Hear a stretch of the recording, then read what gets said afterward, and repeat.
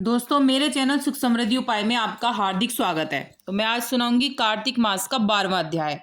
Video उपयोगी लगे तो लाइक सब्सक्राइब जरूर कर दिएगा। बाद में आप भूल जाते हैं कमेंट में जय मां तुलसी जरूर लिखिएगा। मेरे चैनल पर कार्तिक से रिलेटेड सारी वीडियो हैं, कार्तिक नहाने की सारी कहानी वगैरह की जरूर देखिएगा। तो बढ़ते हैं अपने अध्याय की तरफ ही। बोलो विष्णु भगवान की जय, बोल तुलसा माता की जय। यहाँ तक कि कथा सुनकर महाराज पृथु ने पूछा, हे नारद जी, पवित्र पतिव्रता स्त्री कैसी होती है, उसका आचरण कैसा होता है, उसके लक्षण क्या हैं, शास्त्रों में पतिव्रता कैसे माना गया है। हे राजन, नारद जी ने बताया, सुनो, मैं पतिव्रता नारियों के शास्त्रों में वर्णित कुछ लक्षण कहता हूँ। पतिव्रता नारी अपने पति के सुख में सुखी और दुख में दुखी होती है। उसका आचरण स्वयं को तो लाभकारी होता ही है, समाज में उससे लाभान्वित होता है। अपने श्रम और त्याग से वह अपने पति पक्ष को सदैव संतुष्ट रखती है और अपने पति पक्ष के सम्मान को उच्चता प्रदान करने के लिए करने वाले कार्यों में पितृपक्ष का सहयोग करती है। उसे अपने व्यक्तिगत सुखों की अपेक्षा पति के सुख अधिक प्रिय होते हैं। वह हर ओर से अपने पति के सम्मान और संपत्ति की वृद्धि करती है। नारद जी ने पतिव्रता के लक्षण बताकर कहा, अब आगे की कथा सुनो कि जलंधर के दैत्यराज बनने पर क्या हुआ। देवताओं के डर से जो दैत्य पाताल आदि लोकों में जाकर छिप गए थे, वे जलंधर के दैत्याधिपति के सिंहासन पर बैठते ही फिर से पृथ्वी पर आकर विचरण करने लगे। उसी समय जलंधर ने राहु को देखा, जिसका शीश कटा हुआ था। उसने दैत्य गुरु शुक्राचार्य से उसके कटे सिर का होने का कारण पूछा। तब शुक्राचार्य ने समुद्र मंथन और देवताओं द्वारा छल किए जाने एवं सभी रत्नों को हरण करने की कथा कह सुनाई। इस पर अपने पिता समुद्र का मंथन और दैत्यों के अपमान की बात जानकर वह अत्यधिक क्रोध में भर गया और उसी समय धस्मर नामक अपने दूत को बुलाकर इंद्र के पास भेजा।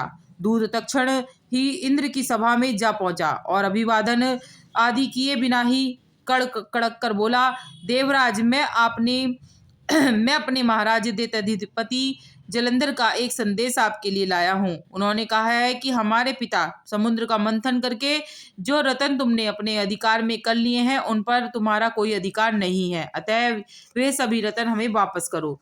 दूत के ऐसे वचन सुनकर इंद्र तनिक भयभीत होकर और विस्मित होकर बोला, ये समुद्र सदा ही हमारे घोर शत्रु इन दैत्यों की रक्षा करता रहा है, अतः उसे मत कर हमने जो रतन प्राप्त किए हैं उन पर दैत्यों का कोई अधिकार नहीं है। दूत ने जाकर यह समाचार जलंधर को दिया तो वह क्रोध से और अधिक भड़क उठा और देवताओं को जीतकर वे रतन प्राप्त करने की सोचने लगा। उसने सभी दिशाओं और पताल आदि में भी अपने दूत भेजकर सभी दैत्यों को बुलवा लिया। मंत्रणा करने के बाद उसने इंद्र की पुरी अमरावती पर आक्रमण करने का निर्णय लिया। अतः शुभ निशुंभ को अपना सेनापति बनाकर स्वर्ग के नंदनवन में स्थित अमरापुरी को घेर लिया। यह समाचार पाकर देवता भी युद्ध के लिए बाहर आ गए। तत्पश्चात अनेक प्रकार के अस्त्र शस्त्रों से देवताओं और दैत्यों में युद्ध होने लगा। दोनों पक्ष एक दूसरे को मार मार कर गिराने लगे। चारों ओर रक्त बहने लगा।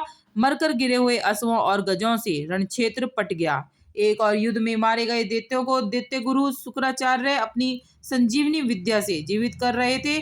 दूसरी ओर बृहस्पति जी द्रोणाचल की दिव्य औषधियों द्वारा देवताओं को जीवित कर रहे थे। उधर जब दैत्यराज जलंधर को देवगुरु बृहस्पति और देवताओं को पूर्ण जीवित करने का समाचार मिला तो उसने अपने अनुचरों को आदेश दिया कि द्रोणाचल पर्वत को उठाकर समुद्र में फेंक दें। उनके अनुचरों ने ऐसा ही किया। जब बृहस्पति देव औषधि लेने वहां गए तो द्रोणाचार्य को वहां न देखकर घबरा गए। उन्होंने तुरंत देवताओं को सावधान किया, हे देवताओं, शीघ्र ही यहाँ से भागो। यह दैत्य भगवान शिव के अंश से उत्पन्न हुआ है, इसलिए यह तुमसे नहीं मरेगा। देवगुरु बृहस्पति की इस घोषणा से देवताओं में भय व्याप्त हो गया और वे श्रद्धा युद्ध स्थल में भाग खड़े हुए। देवताओं को भागते देख दैत्यराज जलंधर और उसकी सेनापति जीत के नगाड़े बजाते हुए अमरावती में प्रवेश कर गए। उधर सभी देवता उसके भय से सुमेरु पर्वत की कंदराओं में जा छिपे। जलंधर को जब उनके जहां छुपने की बात पता लगी तो अमरावती का कार्यभार शुभ निशुंभ को सौंपकर वह देवताओं के पीछा करने के लिए सुमेरु पर्वत की ओर चल दिया। इंद्रादि देवताओं ने जब उसे सुमेरु पर्वत की ओर आते देखा तो वे अपनी रक्षा के लिए भगवान विष्णु का स्मरण और स्तुति करने लगे। हे कच्छ मच्छ आदि अनेक रूप धारण करके आपने भक्तों की दुखों को मिटाने वाले, हे सारी सृष्टि के पालन संहार करने वाले, शंख चक्र गदा पद्म को धारण करने वाले प्रभु, आपको बारंबार नमस्कार है। हे लक्ष्मी रमना, हे दैत्यों का नाश करने वाले, हे पीतांबरधारी, हे शरणागतों के रक्षक, आपको नतमस्तक नमस्कार है। जलंधर नामक दैत्यों के संताप से पीड़ित हम देवताओं के समस्त संतापों को हरने वाले तथा चंद्र सूर्य दो नेत्रों वाले आपको नमस्कार है। हे राजन, जो कोई मनुष्य भगवान की इस संकट नाशक स्तुति को पढ़ता है उसके समस्त संकट भगवान स्वयं दूर करते हैं। सो हे राजा पृथु, देवताओं की स्तुति सुनकर और उनके महान दुखों को देखकर भगवान श्री हरि शीघ्रता से उठे और गरुड़ पर सवार होकर चलने को उगत हुए। तब श्री लक्ष्मी जी ने पूछा कि हे प्रभु, आप कहाँ जा रहे हो? तब भगवान बोले कि तुम्हारे भाई जलंधर के भय से भयभीत और पीड़ित देवताओं की सहायता करने जा रहा हूँ। प्रभु की ये बात सुनकर लक्ष्मी जी बोली, भगवान मैं आपकी परम प्रिय हूँ, तब भी क्या आप मेरे भाई का वध करेंगे?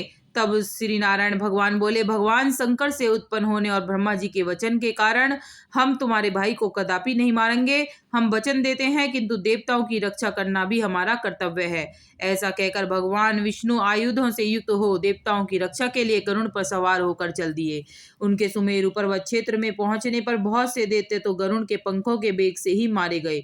यह देखकर दैत्यराज जलंधर क्रोध से भरकर युद्ध के लिए भगवान के सन्मुख आ गया और देखते ही देखते दोनों में संग्राम युद्ध होने लगा। भगवान आकाश बाणों में घिर गया और भगवान ने अपने बाणों से जलंधर के रथ के छत्र ध्वजा काट डाले। घोड़े बाणों से घायल होकर मारे गए और भगवान ने अपने बाणों से उनके धनुष को भी टुकड़े टुकड़े कर दिया। जलंधर ने भी गरुड़ के मस्तक पर गदा से प्रहार किया, जिससे गरुड़ को मूर्छा आ गई। तत्पश्चात दोनों के मध्य मल्ल युद्ध होने लगा। दोनों एक दूसरे पर भयंकर प्रहार कर रहे थे। उनके मध्य हो रहे इस भीषण युद्ध को देखकर सारा संसार भयभीत होकर कांप उठा था। भगवान जानते थे कि यदि हमारे हजारों वर्ष भी यह युद्ध चलता रहा तो इसका कोई परिणाम नहीं निकलेगा, क्योंकि ब्रह्मा जी के वरदान के कारण यह दैत्य केवल महादेव के हाथों ही मरेगा। अतः उन्होंने युक्ति से काम लिया और अचानक युद्ध रोककर बोले, हे दैत्यराज, तुम्हारा और हमारा युद्ध ठीक नहीं है, क्योंकि तुम लक्ष्मी जी के भाई हो। तब जलंधर बोला, हे विष्णु जी, यदि हमारे बीच युद्ध ठीक नहीं है तो हमारे आपसी संबंधों का कोई प्रमाण दो। मेरी इच्छा है कि आप लक्ष्मी जी और अपने गणों सहित अतिथि बनकर मेरे घर रहें। एवं अस्तु, ऐसा ही हो। ऐसा कहकर भगवान विष्णु जी लक्ष्मी जी और अपने गणों सहित जलंधर के घर पर रहने चले गए। अब तो जलंधर और अधिक भैभव और शक्ति संपन्न हो गया था। उसने दूसरे लोकों और भवनों से भी देवताओं को भगा दिया। उनके पदों पर सभी जगह दैत्यों को नियुक्त कर दिया। देवों, यक्षों, किन्नरों और गंधर्वों को की सभी संपत्तियां अपने अधिकार में ले ली। इस प्रकार देवों, यक्षों, किन्नरों और गंधर्वों आदि को अपनी प्रजा बनाकर जलंधर निष्कंटक शासन करने लगा। हे राजन, उस समय भगवान के दर्शन करने और दैत्यराज जलंधर की राज्य शोभा देखने हम स्वयं भी उसकी राजधानी गए थे। उसने हमारा बड़ा ही आदर सत्कार किया और कहा, भगवान आपका आगमन कैसे हुआ? कहिए, मेरे लिए क्या आज्ञा है? भगवान विष्णु को जलंधर वध करने में विवश देख और देवताओं के कल्याण हेतु हमने उससे कहा, दैत्यराज, मैं कैलाश गया था। वहां पार्वती जी सहित अद्भुत शिव और उनका वैभव भी देखा। उनका वैभव देखकर मैं आश्चर्यचकित रह गया और विचार करने लगा, क्या उनके जैसा वैभव किसी और पर भी होगा? यही विचार कर मैंने तीनों लोकों का भ्रमण किया है और अंत में यहाँ पहुंचा हूँ। हे दैत्यराज, शिव जैसा वैभव मैंने कहीं और नहीं देखा, किंतु यहाँ आकर मैंने तुम्हारी समृद्धि और वैभव देखा। तुम्हारे और शिव के वैभव में वैसे तो कोई अंतर नहीं है, किंतु तुम्हारा वैभव स्त्री रहित है। भस्म रमाने वाले, राग से रहित, कामदेव के शत्रु शिव के पास स्त्री रतन के रूप में पार्वती जी हैं। यद्यपि तुम्हारे पास भी सुंदरियों की कोई कमी नहीं, किंतु पार्वती जी जैसी तुलना की जा सके ऐसी कोई स्त्री रतन तुम्हारे पास नहीं है। अतः स्त्री सहित तुम्हारा वैभव देखकर मैंने यही परिणाम निकाला कि शिव के समान वैभवशाली स्त्रीलोक में कोई भी नहीं है। हे राजन, नारद जी ने महाराज पृथु को आगे बताया। इतना कहकर हम तो वहां से चले आए, मगर जलंधर पार्वती जी की ऐसी सुंदरता का वर्णन सुनकर काम जोर से पीड़ित हो उठा। उसने तत्काल राहु को बुलाकर उसे एक संदेश भगवान शिव के लिए देकर कैलाश की ओर भेज दिया। राहु कैलाश क्षेत्र में प्रवेश करने लगा तो शिव के द्वारपाल नंदी ने उसे रोका और प्रवेश का कारण पूछा। तब दैत्यराज जलंधर की शक्ति के मद में चूर राहु ने उन्हें अपने आने का कारण बताया। वह किस मंशा से वहां आया है यह जानकर शिव गणों को बड़ा क्रोध आया। उन्होंने राहु को पकड़कर तत्काल भगवान शिव के सामने उपस्थित किया।